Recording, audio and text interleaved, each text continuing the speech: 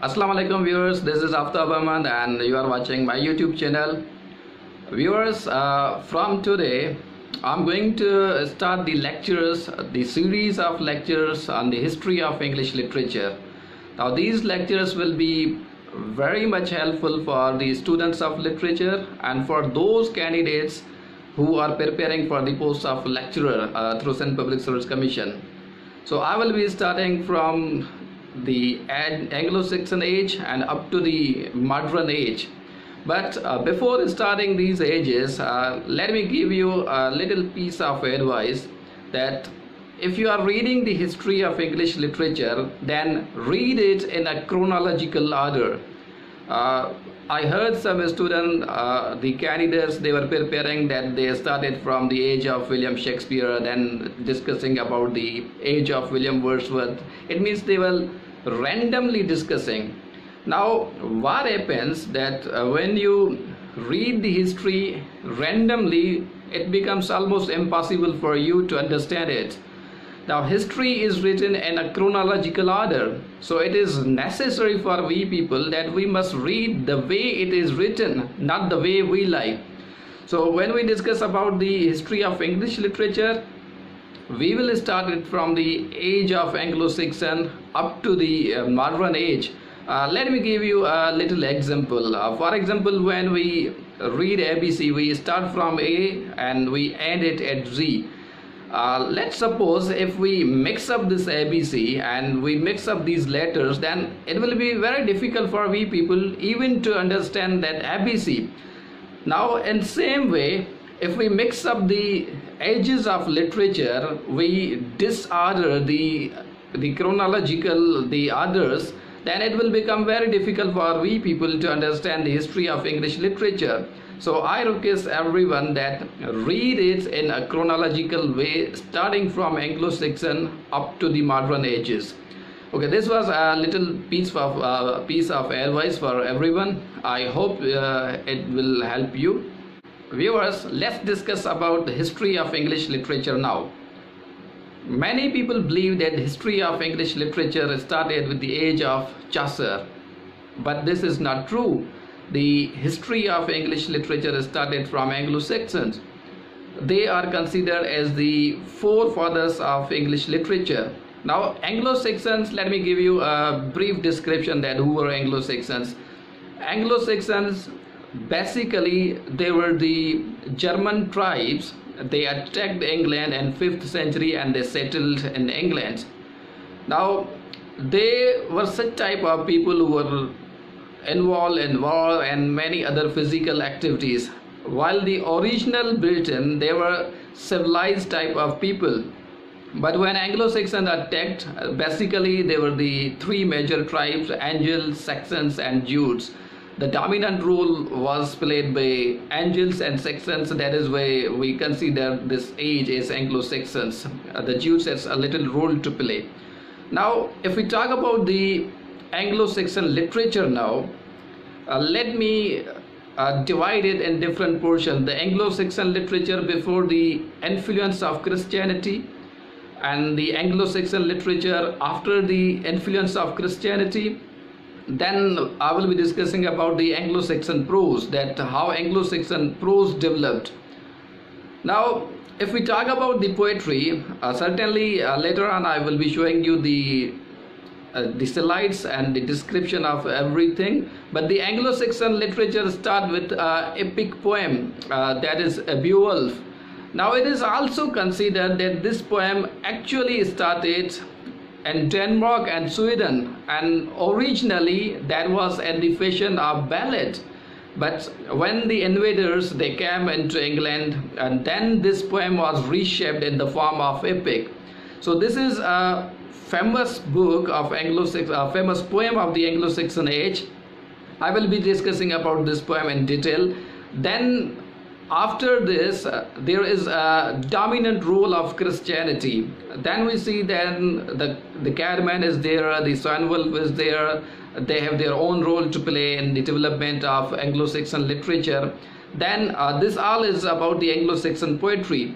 Now if we talk about the Anglo-Saxon prose, then we see the the role of King Alfred. He translated many writings from Latin and many other languages. So he translated a lot of literature in English.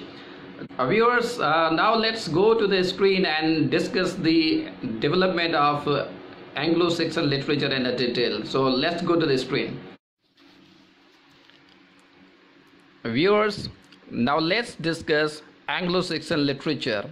Now in this part, I'm discussing about the Anglo-Saxon poetry. Then again, I have subcategorized it, the poetry before the influence of Christianity.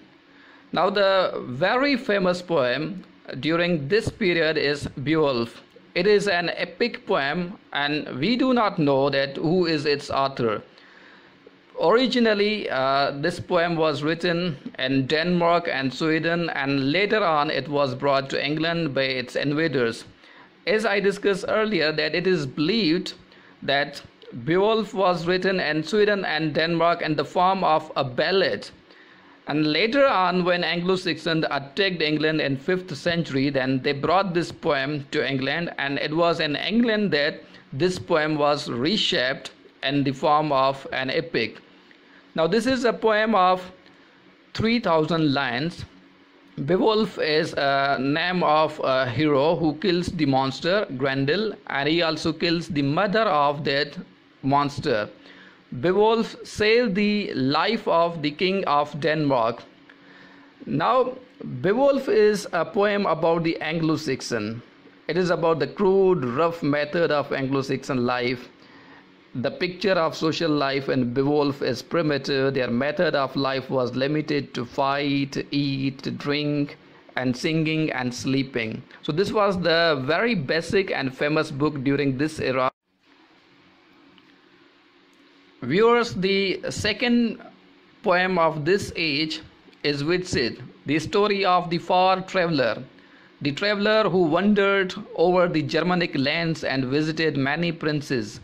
He sings the praises of princes who have honored and conferred gifts upon him. So this was the second famous poem after Beowulf, then the second Widsith, the third Doer's Complaint. Now this describes the disappointment of lovers. So these are the three poems of Anglo-Saxon age before the influence of Christianity. Remember these names again: Beowulf, Widsith, and the third is Doer's Complaint.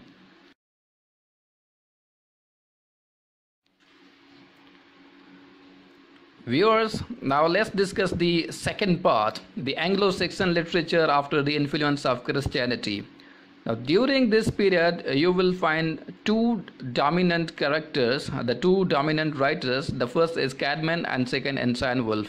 For Caedmon, it is said that the power of verse came to him as a divine gift, and he had written three paraphrases.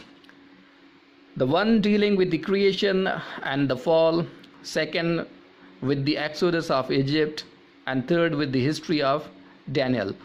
So these are the three paraphrases. Now this was actually the man who brought Christianity in English literature. Then we have the other poet, the Cynewulf. He had translated many works, and he's written some original works as well. His famous works are The Christ and The Dream of the Road. So during this period, the two dominant characters are there. Remember their names, Caedmon and Cynewulf, and their works.